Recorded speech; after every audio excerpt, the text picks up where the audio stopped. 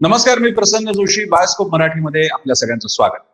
Bioscope Marathi अंतर्गत गोष्ट अमेरिकी राष्ट्राध्यक्ष निवडणुकीची या शृंखलेमध्ये आपण गेल्या काही एपिसोड्समध्ये या निवडणुकीच्या अनुषंगाने असलेल्या मूलभूत बाबी आणि मुख्य गोष्टी ज्या सगळ्या चर्चेत आहेत यांची माहिती करून घेतली.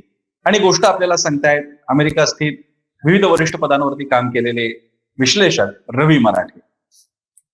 रवी सर, आपलं स्वागत आहे. आणि तुम्हाला आमच्या भारतातल्या जगभरातले जे प्रेक्षक हा कार्यक्रम आवर्जून बघतात त्या सगळ्यांना बायोस्कोप मराठीतर्फे दिवाळीच्या शुभेच्छा.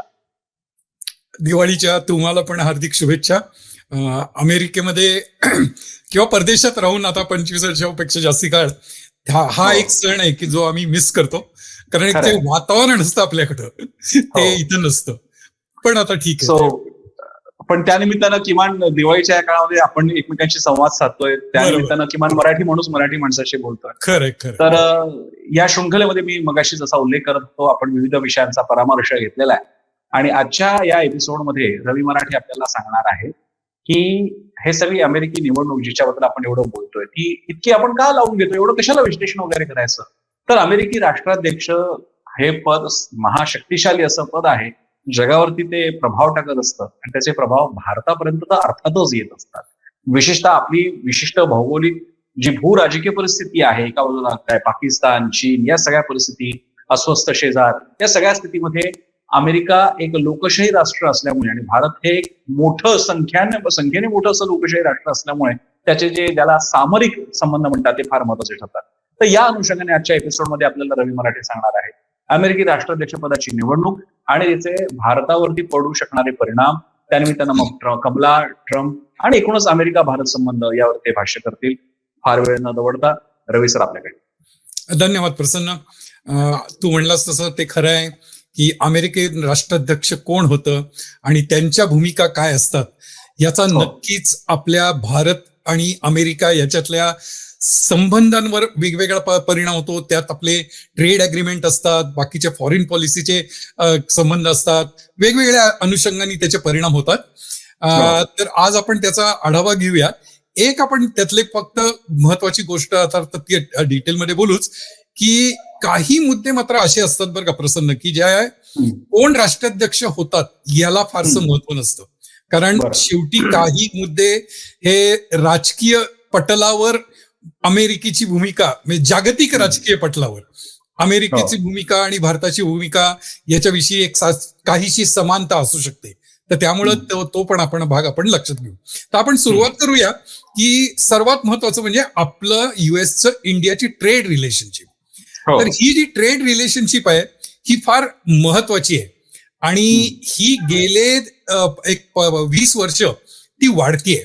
आणि त्या वाढायचं अर्थातच एक महत्वाचं कारण आहे ती म्हणजे आपलं IT सेक्टर, की आपलं सर्व्हिस इंडस्ट्री, की आपल्याकडे माहितीये की आपल्याला आपण आउटसोर्सिंग हा जो प्रकार आहे की ज्यामुळे सगळ्या मोठ्या मोठ्या IT कंपन्या, विप्रो काय, TCS, इन्फोसिस वगैरे वगैरे, तर त्यांचं जे उत्पन्न आहे अमेरिकन डॉलरचं ते त्याच्यात समाविष्ट होतं. तर आता जर तुम्ही पाहिलं तर एक महत्वाचा भाग याच्यात आहे की आपलं आणि युएसएच्या ह्याच्यात आपण ऍक्च्युली ट्रेड आपला हे म्हणजे डेफिसिट नाही, आपण त्याच्यात प्लस तर तो प्लस जो आहे तो फार महत्वाचा आहे. कारण त्यामुळं थोडक्यात काय होतं की आपण जेव्हा अमेरिकेतनं गोष्टी इम्पोर्ट करतो त्या तुम्ही जर पाहिलं तर त्या $40 बिलियन आहेत. पण अमेरिकेला ज्या एक्सपोर्ट करतो त्या $75 बिलियनच्या आहेत. थोडक्यात $35 बिलियन ही साधी रक्कम नाहीये, ती आपलं ट्रेडचं प्लस पार्ट आहे. तर त्यामुळे त्या अर्थाने आपण युएसएच्या बरोबर आपली ट्रेडमध्ये एक स्ट्रॉंग भूमिका आहे. ठीक आहे. आता त्यामुळे ती स्ट्रॉंग भूमिका कुठलंही आपल्याला सरकारला वाटत असणार भारतीय सरकारला की ती आणखी सबळ कशी होईल. पण ती सबळ होण्यापूर्वी आपण एक मुद्दा लक्षात घेऊ आणि ते म्हणजे चायनाचा. आता जेव्हा आपण US इंडियाचं बोलतो त्याच वेळेला US चायना बद्दल थोडंसं बोलूया. कारण आपण जर या चित्रात जर पाहिलं तर आपण मगाशी आपला मुद्दा केला की आपण 75 बिलियन आणि 40 बिलियन असा आपला ट्रेडचा इम्पोर्ट एक्सपोर्ट आहे. आता मात्र चायनाचं जर तुम्ही फिगर पाहिलात तर त्या केवढ्या प्रचंड आहेत हे याच्यातनं दिसून येतो की चायनाचा तुम्हाला 450 बिलियन आणि खाली इकडे युएस एक्सपोर्ट साधारणतः 200 बिलियन. म्हणजे सांगायचा मुद्दा असा आहे की भारताच्या 5 पट 6 पट हे चायनातनं गोष्टी अमेरिकेत इम्पोर्ट होतात. आता याचा अर्थ अमेरिकेत आपण जर भारतीय इंडस्ट्रीच्या ह्यानी आपण जर पाहिलं किंवा सर्व्हिसेस सेक्टरच्या ह्यानी पाहिलं तर आपल्याला तिथं भरपूर वाव आहे वाढीला. आणि तो वाढीला नुसता वाव आकड्यांनी नाहीये तर आपल्याला माहितीये की चायनाच्या संदर्भात वारंवार युएस मधली भूमिका थोडीशी त्यांची निगेटिव्ह असते. म्हणजे कारण साहजिकच आहे चायना ही एक सुपर पॉवर म्हणून उदयाला येते. त्यामुळे युएसला शक्यतो त्यांचा इन्फ्लुएन्स त्यांचा प्रभाव हा कमी राहावा किंवा मर्यादित राहावा यासाठी युएसचे प्रयत्न असतात.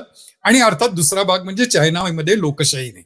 तर त्यामुळे आपल्याला तिथं भरपूर वाव आहे.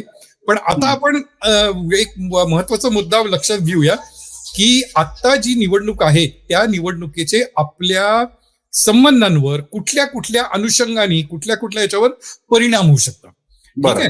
तर आता आपण पुढच्या ह्याच्यात जर पाहिलं तर त्याच्यात मी ते आपण दिलेलं आहे की या निवडणुकीचे आपल्या ह्याच्यावर काय काय परिणाम होऊ शकतात.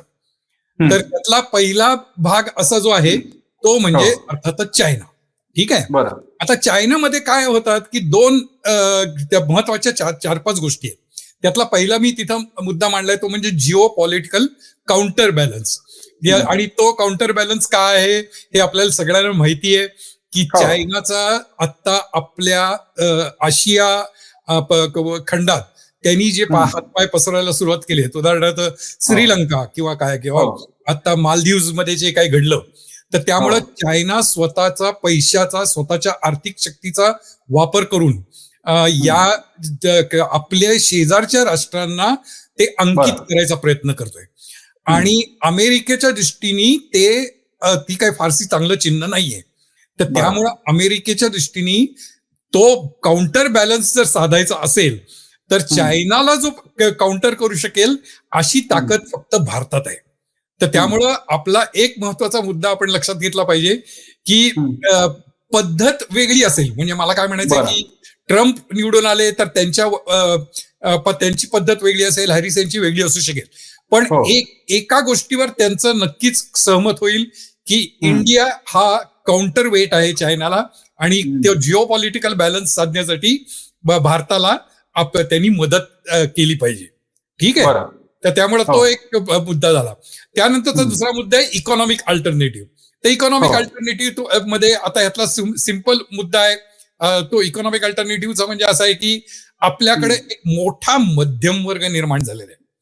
आणि हा मध्यम वर्ग या अमेरिकेतल्या ज्या मल्टीनॅशनल आहेत त्या मल्टीनॅशनलना तो खुणावतो की म्हणजे आता साधा विचार करू अमेरिकेची लोकसंख्या 30 कोटी आणि आपल्याकडचा मध्यम वर्गच सध्या 40 कोटीच्या आसपास आहे. तर हा जो 40 कोटीचा मध्यम वर्ग आहे आणि ती जी बाजारपेठ आहे तर ती अमेरिकेतल्या मोठ्या कंपन्यांना खुणावते. आणि त्यामुळं तो एक इकॉनॉमिक अल्टरनेटिव्ह असल्यामुळं इथल्या सरकारवर या लॉबिंगचा आपण लॉबिंग पूर्वी बोललेले तर या ज्या इकडच्या मोठ्या इंडस्ट्रीज आहेत त्यांचा तो दबाव असतो की बाबा इंडियाशी आपले संबंध चांगले पाहिजेत कारण ही मोठी बाजारपेठ आहे आणि दिवसेंदिवस वाढतीये. त्यानंतर तिसरा मुद्दा आहे ट्रस्टेड टेक्नॉलॉजी पार्टनर. तर टेक्नॉलॉजीमध्ये आपण आयटी मध्ये आपण जे सर्वदूर प्रगती साधली आणि आपली जी वेगवेगळ्या क्षेत्रात आपण भागीदारी जी दाखवलेली आहे नुसतंच आयटी नव्हे इव्हन आपण सॅटेलाइट आपण प्रक्षेपित करायची आपली ताकद आहे. आपण चंद्रावर यान पाठवलं तर त्यामुळं आपल्याबद्दल एक तंत्रज्ञानाच्या बाबतीत प्रगत असं राष्ट्र आणि ते विश्वासार्ह अशा रीतीने अशा अर्थाने की चायनाच्या बाबतीत अमेरिकेचं असंच घडलेलं आहे की चायनाच्या बाबतीत त्यांनी त्यांना काही गोष्ट मदत केली तर चायना मध्ये ती सिक्रेट राहत नाही, ती फुटते. ते स्वतःला त्याचा कॉम्पिटिशन निर्माण करतात. तर त्यामुळे त्या अर्थाने एक विश्वासू भागीदार असं ते भारताकडे बघतात. आणि सर्वात महत्वाचं डेमोक्रॅटिक. आपण लोकशाही आहे, त्यामुळे आपली चायना मध्ये लोकशाही नाही हे सगळ्यांनाच माहिती आहे. तर त्यामुळे या 4 जे फॅक्टर आहेत, तर हे जे 4 फॅक्टर आहेत हे मी मुद्दाम का म्हणले, तर हॅरिस येऊ देत किंवा ट्रम्प येऊ देत, 4ही फॅक्टर प्रत्येकाला माहिती आहेत आणि त्यांच्यावर तो दबाव गट जे आहेत, इथले लॉबिस्ट आहेत, इंडस्ट्रियलिस्ट आहेत आणि स्वतः गव्हर्नमेंटला पण आहे, त्यांच्या दृष्टीने या 4 फॅक्टरमुळं भारताशी संबंध नुसतेच चांगले ठेवणं आवश्यक नाहीये, तर ते बळकट करणं हे त्यांच्या हिताचं आहे. ठीक आहे. तर त्याच्यानंतरचा आता पुढचा मुद्दा आहे, परत आपण त्या मगाच्या ह्याच्याकडे जाऊया, स्लाइडकडे जाऊ, आणि तो म्हणजे इमिग्रेशन.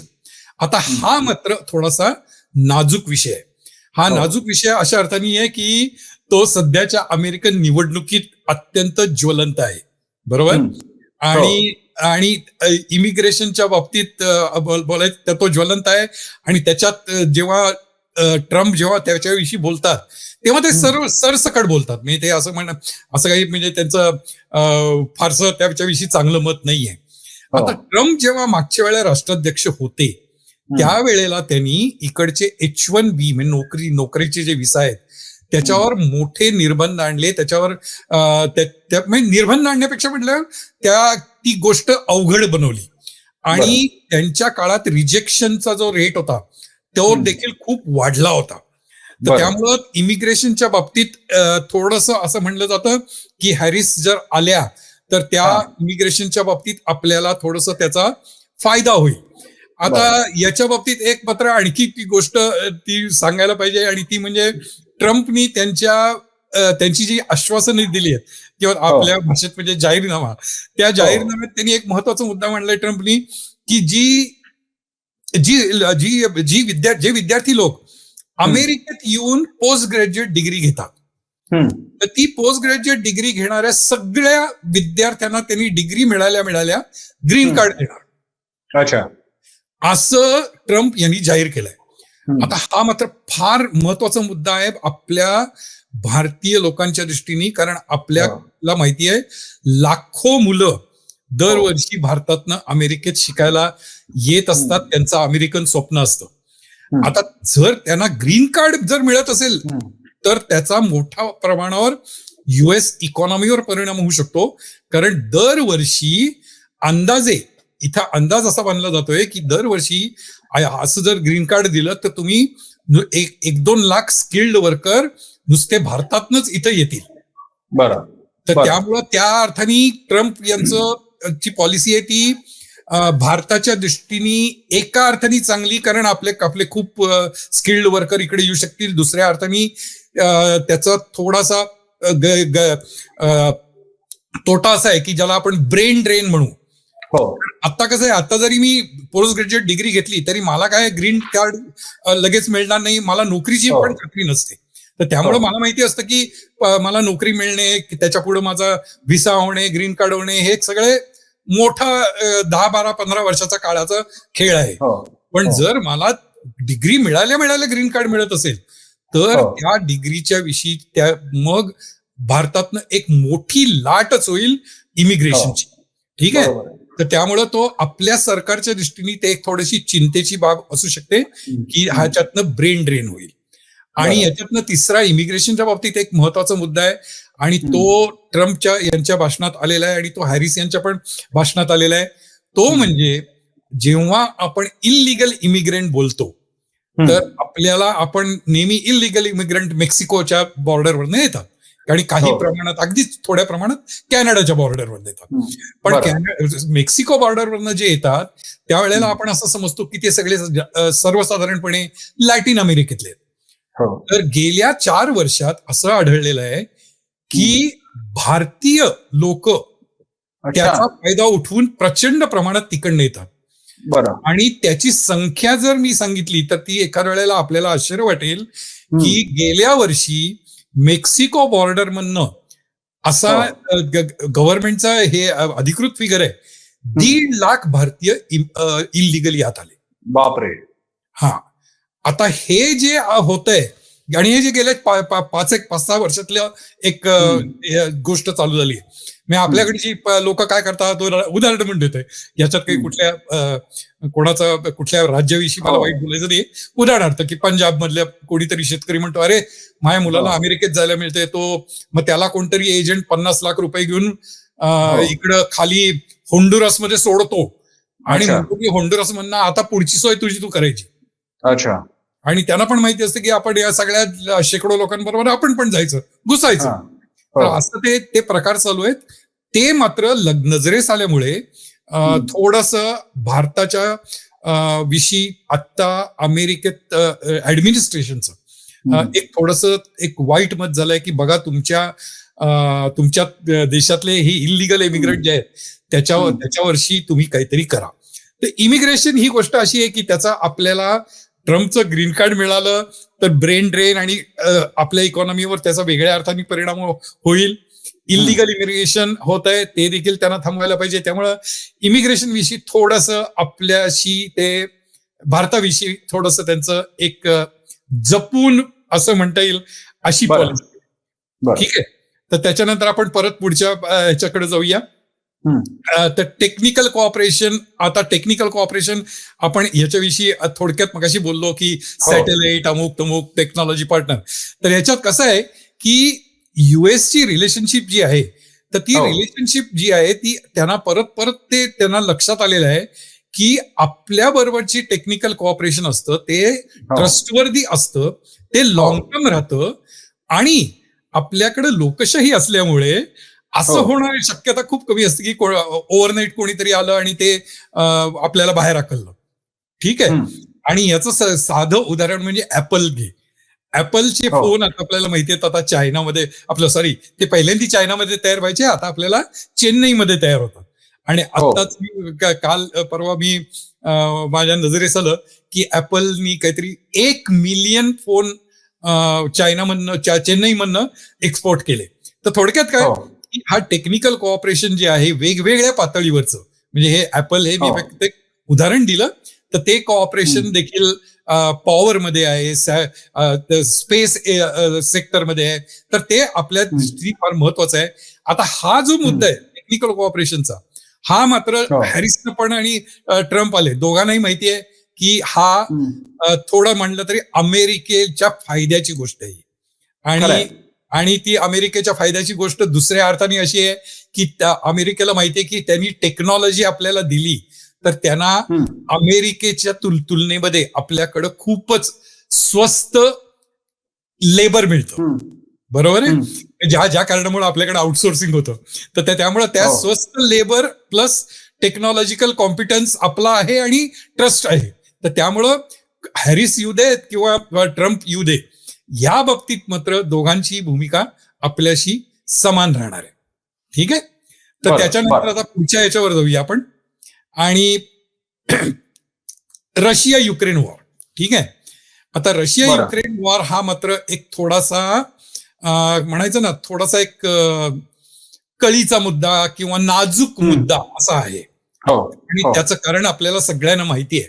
आणि त्याचं कारण असं आहे की जेव्हा रशिया युक्रेन युद्ध चालू झालं तेव्हा अमेरिकेची अशी इच्छा होती की आपण मॉस्कोच्या विरुद्ध भूमिका घ्यावी.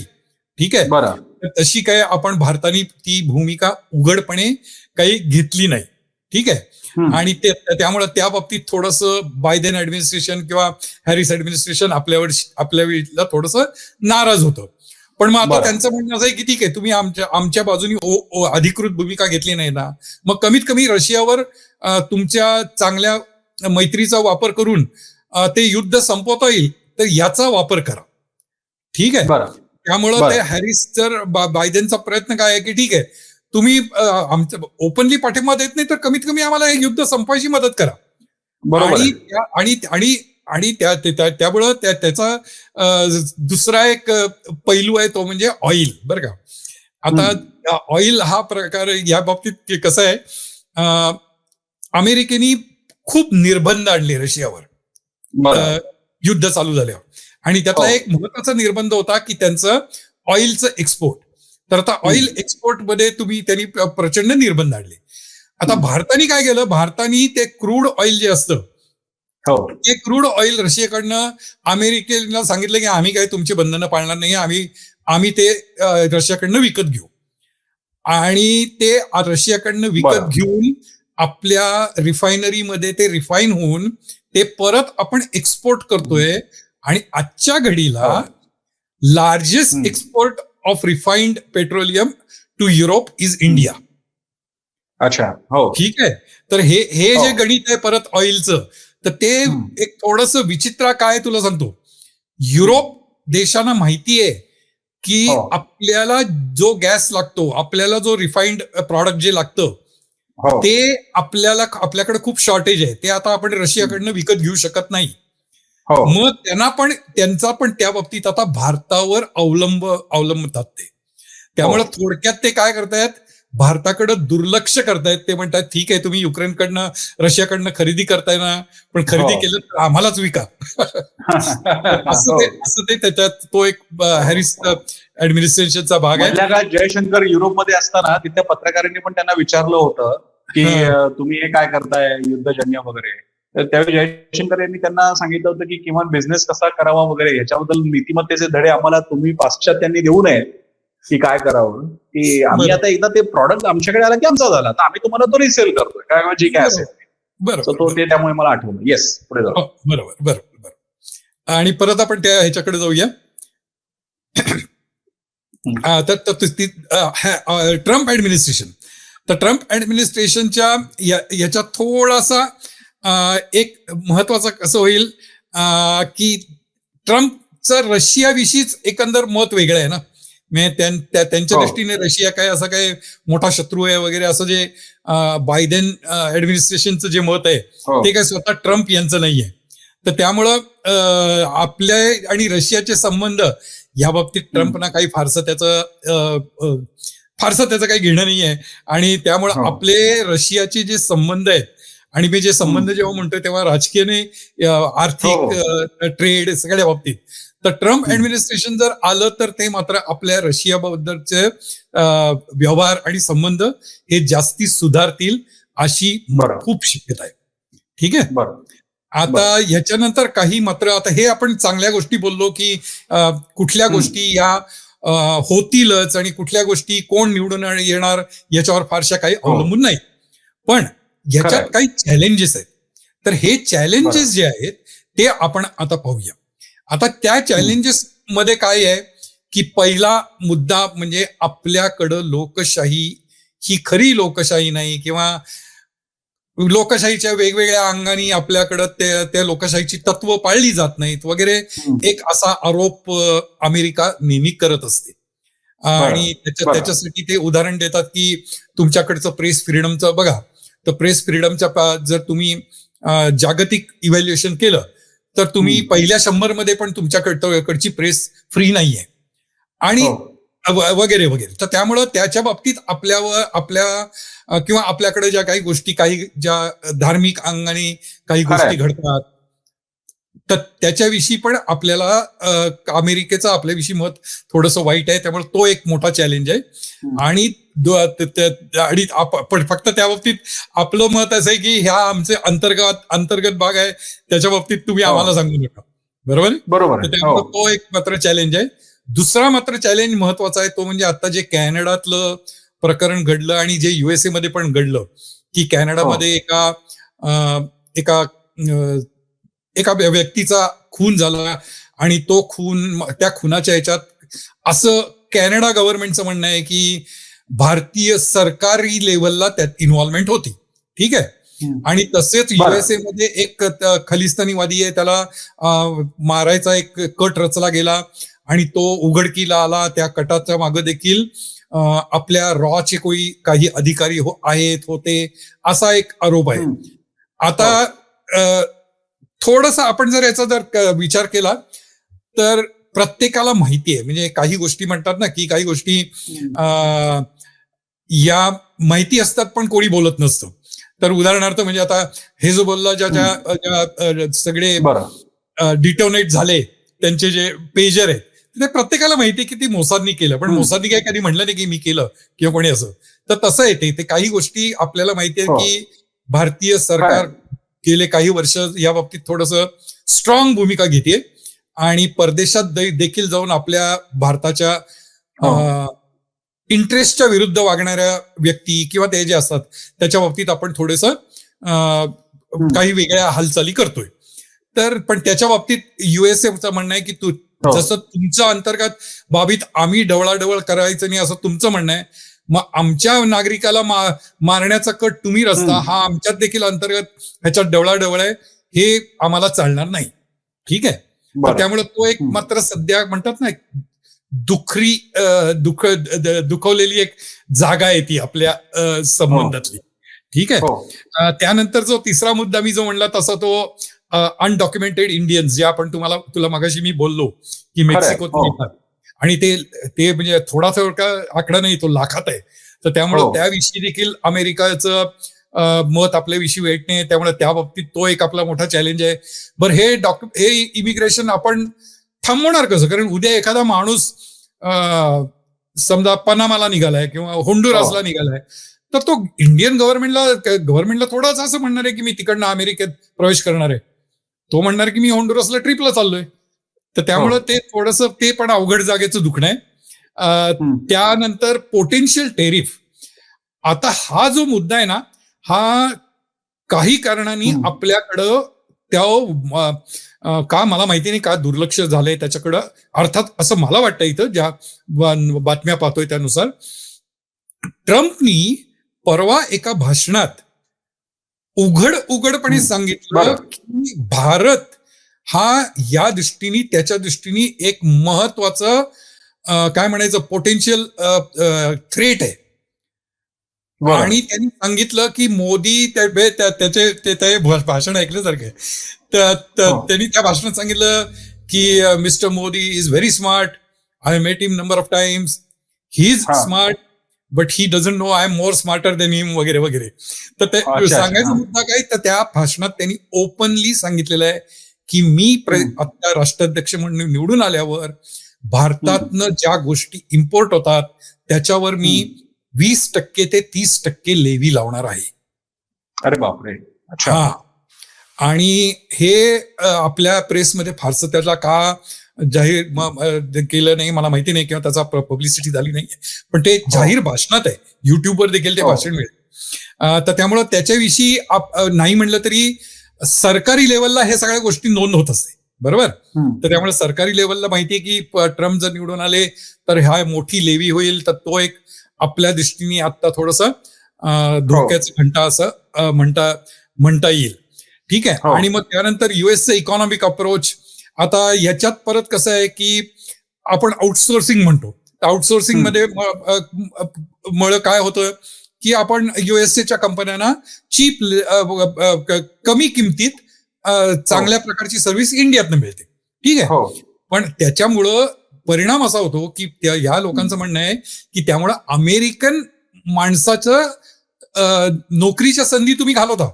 कारण जी नोकरी अदरवाईज अमेरिकन माणसांनी केली असती ती तुम्ही स्वस्तात मिळते म्हणून तुम्ही आज भारताकडनं करून घेताय.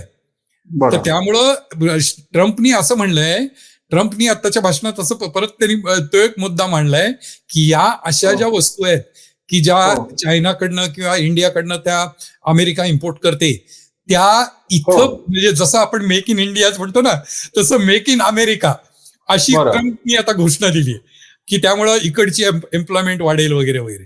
तर त्यामुळं तो एक पोटेन्शियल असा हे आहे की एक ऑफशोर किंवा नियर शोअर असं जे आपल्याकडं सध्या अरेंजमेंट आहे ती मात्र सध्या यांना थोडीशी खूप असतीये डोळ्यात. ठीक आहे.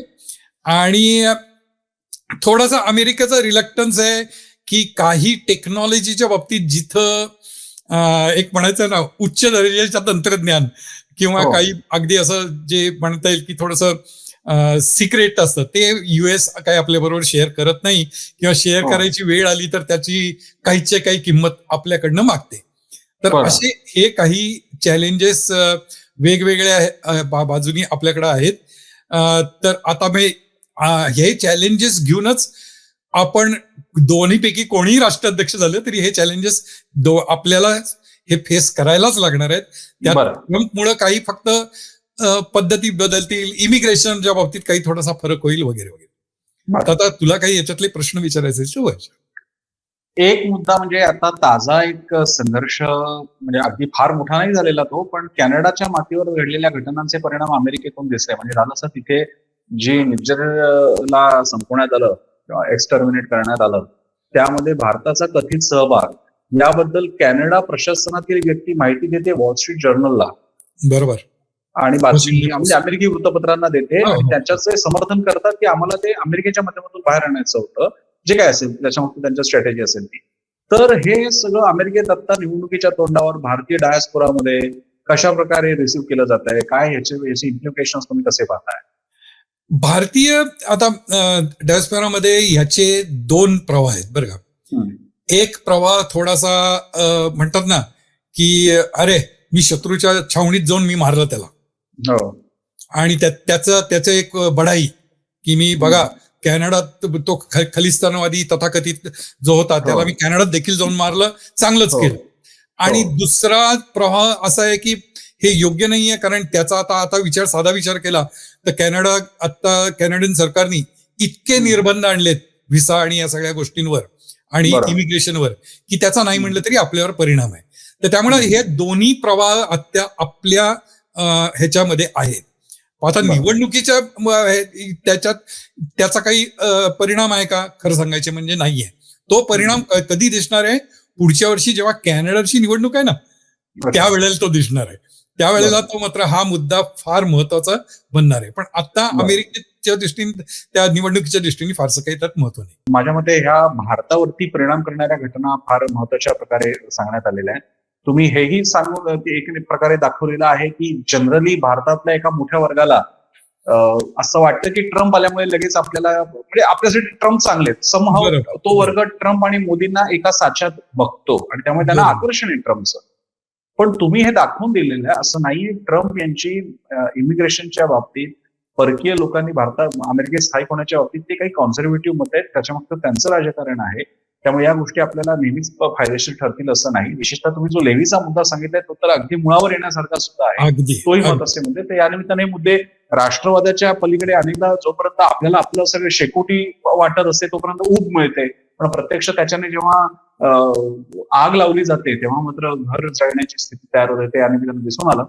रवी सर, धन्यवाद याही एपिसोडसाठी. नेहमीप्रमाणे एकदम रसाळ पद्धतीने ट्रम्पच्या अनुषंगाने मी एक फक्त पटकन गोष्ट सांगतो. ट्रम्प यांचे मिलर म्हणून एक ऍडवायझर आहेत आणि ते त्यांचे इमिग्रेशनच्या बाबतीतले सल्लागार आहेत. तर हे मिलर कोण आहेत? तर हे मिलर म्हणजे ते मी मागं आपण जे बोललो होतो ना की अमेरिकन प्रिझर्वेशनिस्ट, त्यांच्या दृष्टीने अमेरिकेत जो इमिग्रंट यायचा असेल तर तो ख्रिश्चन पाहिजे किंवा कमीत कमी आणि गोरा पाहिजे, असा तो त्यांचा सल्लागार आहे. त्यामुळे ट्रम्प यांचं पॉलिसी काय होणार याच्याविषयी सांगायला नको, सांगायची होय. तर या निमित्तानं अमेरिकी निवडणुकीचा थेट आपल्या भारतीय जमिनीशी सुद्धा कसा संबंध येतो हे दाखवून देणारा हा एक वेगळा एपिसोड या निमित्तानं ठरला.